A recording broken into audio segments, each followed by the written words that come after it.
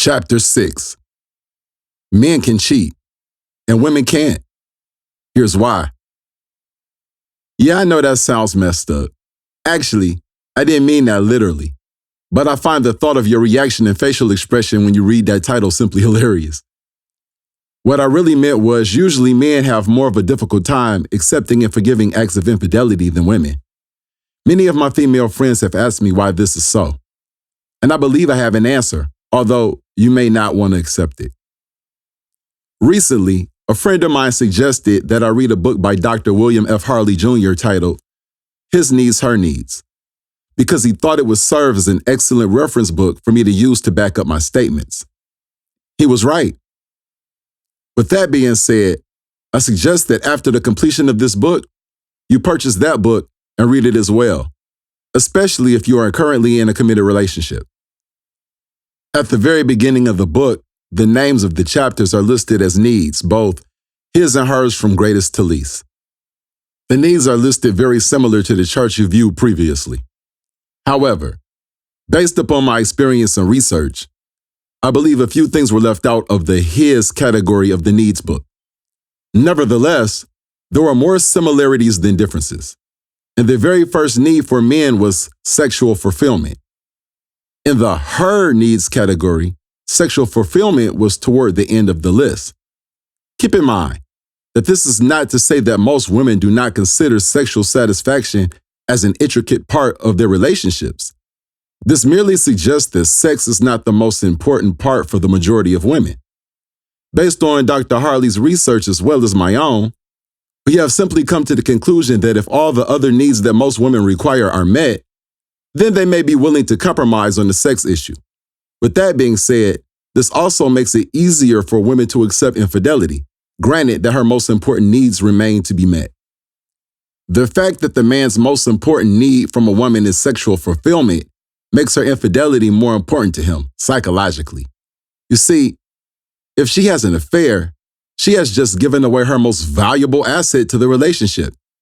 And depending on how much other leverage she possesses, he may or may not see the value in keeping her around. Think of it this way. Using the women are like cars analogy, if you have a car that you love and somebody steals it, goes on a couple joy rides, and then ditches it, once it is repaired and returned to you, how do you feel about that vehicle? While there are some cases in which some individuals would be emotionally distraught unless they receive their exact vehicle back, such as in situations where the car contains some sort of sentimental value, or in such cases with classic, investment, or project cars, the majority of us would rather the car just be totaled out and purchase a new one. Why? Because the thought of someone else cruising and having recreational time in your property without your consent frankly makes you feel violated. And the car is then seen psychologically as tainted. Therefore, every time thereafter you go for a ride in that vehicle, the fact that someone else took it and rode in it will cross your mind, as well as the curiosity of what they did in it and to what degree.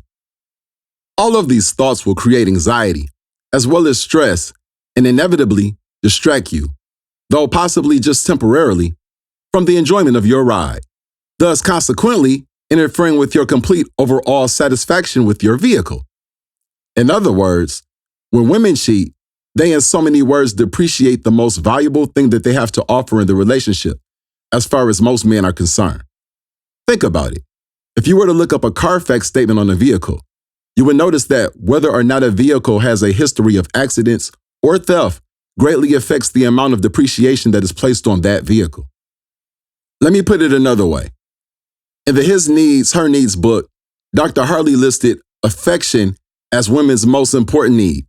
So with that being said, ladies, imagine for a moment that you are currently in a relationship with a man who has never cheated on you, but shows you absolutely no affection, no hugging, no hand-holding, no kissing, touching, or cuddling.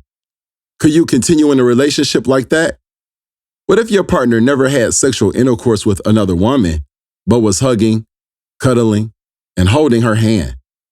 I have many times heard women say that they can accept a man sleeping with another woman, but what they cannot handle is him caring for the other woman and showing her affectionate gestures, such as the ones I've stated above.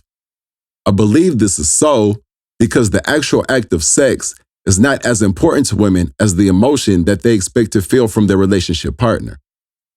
The mere thought of the man they love gently holding and caressing another woman simply drives them mad due to the fact that those gestures suggest that he might have emotional feelings for the other woman, which then threatens the security that the girlfriend or wife has in their relationship. As long as the girlfriend or wife feels as though they are number one, there is a possibility for forgiveness. Their boyfriend or husband loving another woman is completely unacceptable. Whereas the thought of their man just using that chick to get off and then kicking her to the curb seems to go over better mentally. For men, the emotional factor is not as important as the satisfaction we receive from the actual act of sex, which is why it is perfectly possible for a man to have a terrific sexual encounter with a woman that he doesn't even like. Most men have the general conception that in order for most women to have a sexual encounter with a man, there is usually something about that guy that she likes enough to want to give him some pussy. The like factor that he imagines that she possesses for the other man is what makes him uncomfortable. Plus, he feels as if the other man has just gotten over on him. It's almost like in an NBA game where one player goes up for a dunk and another player blocks the shot, but in the process knocks him to the ground and then stands over him like, "Yeah, bitch, I'm the man." I mean, I've been cheated on before, and I have to say for a while, you actually feel like a bitch. This affects your confidence and swagger, which are the building blocks for a man's masculinity. I mean, without confidence, the average man can't even get an erection. Once again, let me state that I am not saying these things are right or fair. I am simply providing the explanation for many of the questions, queries, and misunderstandings that I have found many women possess.